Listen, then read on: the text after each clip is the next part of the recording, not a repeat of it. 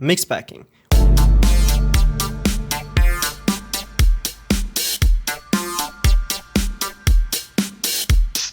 When players of different species come together and combine their abilities to overpower players, it's called a mixpack, something a lot of players hate and frown upon. But can we actually stop this friendly gatherings of people and let the game flow with its intended nature and immersion? Well, it's been told by the devs themselves that they really dislike this mixpacking, and they're trying to find creative solutions against this. So, I stand here suggesting one. This issue is commonly known in the community, so we're going to try finding a solution for it. Before we look for a solution, another similar issue is overpacking. It's when mass amounts of the same species come together and use their combined power to be unstoppable. While this too is frowned upon, it's not as bad as the other one, but there is still a big portion of the community that dislikes it. It betrays the nature of group limits. Now, overpacking could be justified in rare occasions. For example, Stegosaurus can pack up to 4, but Carno can only up to 3. So, seeing just a few people over the limit is usually not worth calling an overpack. Also, a note is that the red icon that appears for overpacking or mixpacking only appears when there's a lot of them doing it, not just a few.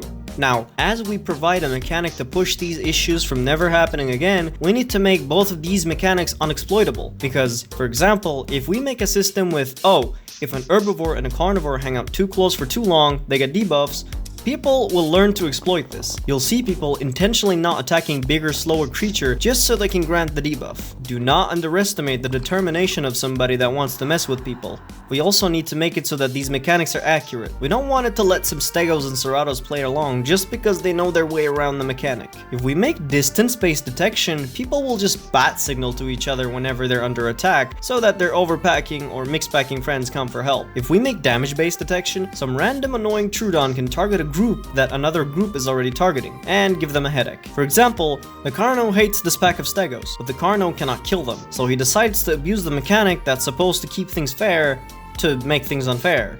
Well, you know, considering they're playing Stegos, they might as well.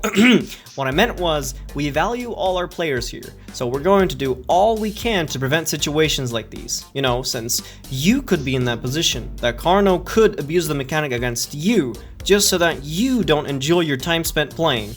Alright, what do mixpackers and overpackers do that makes people hate them? They fight together, right? They make you say, what the hell, man, why is this Tenno working with the Dilos? Or, why does this Carno have like 20-man Omniraptor army? Or, why the hell is there 50 Dibble? What makes you say that is when they don't attack each other and attack you instead. Okay then, let's say this is Timmy. Timmy the Pteranodon. He is some troll that wants to ruin your day. He doesn't care about nothing. And this is your target, some pack of Patchies. And you, dear viewer, you're a Carno with your little Carno buddies. Now, let's say we grant points for everyone who makes suspicious move toward mixpacking. Let's call it mix points. Now, if you attack your prey or if they attack you, the game will remember you both as two groups fighting. And little Timmy over here, this little monster attacks the herbivores too, knowing the anti-mixpack mechanic will give you Carnos the debuff. Well, himself too, but he doesn't really care.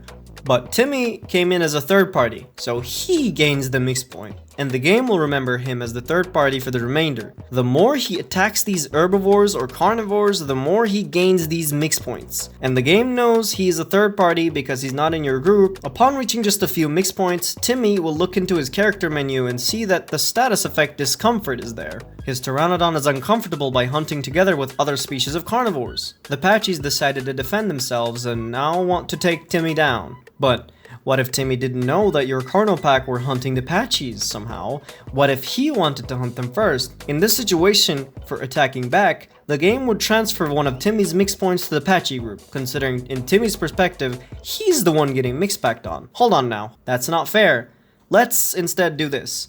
The game remembers Timmy attacked them first because he's the third party, so instead of transferring the mix points to the herbivores when they hit or kill Timmy, the game forgives them. But now, we haven't thought about exploiters at all. What if your Carno pack and the Patchies plan this all out? What if you're the ones that want to ruin Timmy's experience? What if you fought each other first and made a bait for Timmy to join in, thinking he's actually hunting his prey? The game wouldn't know. Are you exploiting? How about this? Next to mix points, there is an exploit suspicion meter. Explo meter. It doesn't really explode. Now, this exploit meter will raise over multiple occasions of fighting. It's like the game is monitoring you. Now, the game looks at both the Patchies and the Carnos. If, in the past, the Carnos and the Patchies had a fight again, and they had someone third-party them again, the game remembers if you killed the third party or not. And if that indeed happened before, the game squints its eyes at you. It says, hold up, why are y'all acting like the victim? Then, you and the Patchies are marked as potential exploiters in the game's eyes, and every time you get third-partied, and when you're fighting with the same group of Patchies, if the only death is a third party again, you'll raise your exploit meter every time this happens. And when the exploit meter goes too high, you will start getting debuffs. But this isn't the case in this situation. You have no relation to the Patchies, no history, so you're fine. But Timmy, oh boy, Timmy, you done f***ed up, boy. You trying to give them the anti-mixpack debuff? This game sees this little snitch and slaps a whole damn damage debuff on him and calls it the bad boy, the discomfort with capital letters, diseased, yeah, that's the one. The game gives Timmy the disease debuff. But what does this disease do exactly? Well, for starters, we caught him lacking, so he ain't playing the game properly, so he starts smelling. Players can smell a dark green smell on him, as if he hasn't taken a shower for decades. He starts stinking. He's so stinky, in fact, his bite force was decreased by a whopping 80%. The dinosaurs around Timmy can smell the stink from him. Not on their compass, but on him alright. If they're close enough, and they know that he is diseased, meaning this guy's probably done some sins recently, they'll probably want to take advantage of the sickness and fight Timmy. Karma for you, Timmy. But oh no, Timmy can fly. He'll just continue pecking with his 4 frickin' bite force, which at this point, it's not really worth anything. So even if he was a Serato, a Dialo, a Trudon, he would receive the same debuff, making him nearly an entirely ineffective fighter. Considering if he sided with the Carnos, he'd be mixpacking with carnivores, and if he sided with the Patchies, he'd be mixpacking with herbivores as carnivore. Well, what if Timmy's a changed man? What if he decides he wants to cleanse his sins and never sin again? Well, it'll fade away with the same duration of muscle spasms, like around 10 to 20 minutes. Okay, we're going good so far. But what if the herbivores and carnivores are chilling together? They'll naturally form a bond and attack whatever's harming their friend. So, as a precautionary mechanic, the carnivores will receive tripled food drain and the herbivores will receive tripled water drain. So, even if a carnivore walks around a slow herbivore to just annoy them and reduce their water, they're also gonna get their hunger reduced. Meaning, if they continue to stick together, eventually the herbivores will need to rush for water and carnivores will salivate over eating those herbivores. And stats like discomfort or diseased will stop healing if they continue to stick close to each other. And for massive overpacks, a status named Stress will be applied. Stress will pause growing rate and reduce movement speed by 15%. What eventually comes out of this whole mechanic is like this. Scenario 1.